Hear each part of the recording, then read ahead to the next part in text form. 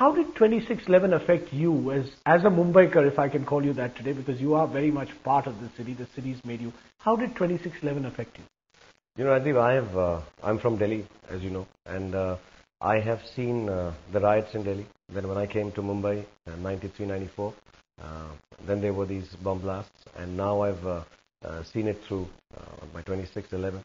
And more than as a Mumbaiker, I've started feeling even more Indian than I felt before.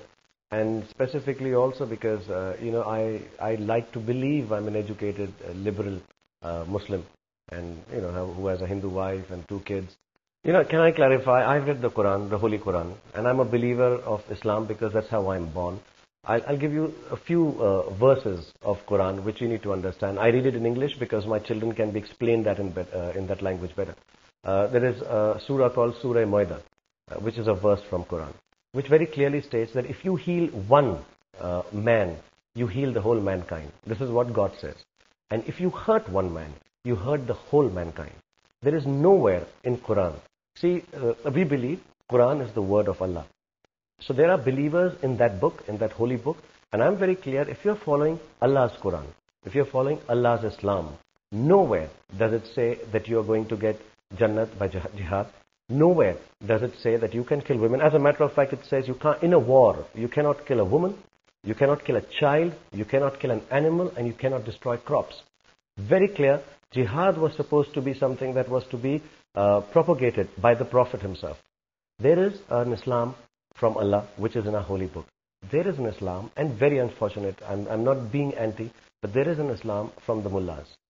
And I appeal to all of them, now please give the right reading of the Quran to the young people. Absolutely, suppose if we want to win this time, let's not ideological stuff and religious stuff come in the way now. I think we've got a chance that we've come together on a same platform. We are all equally scared.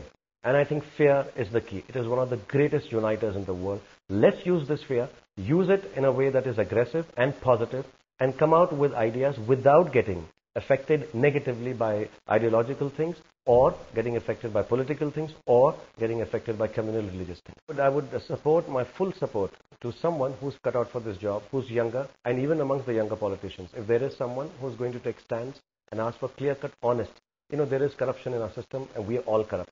But somewhere down the line, if somebody starts to move away from it, I'm there. Amir said a wonderful thing the other day in his blog that the youth need to form a political party.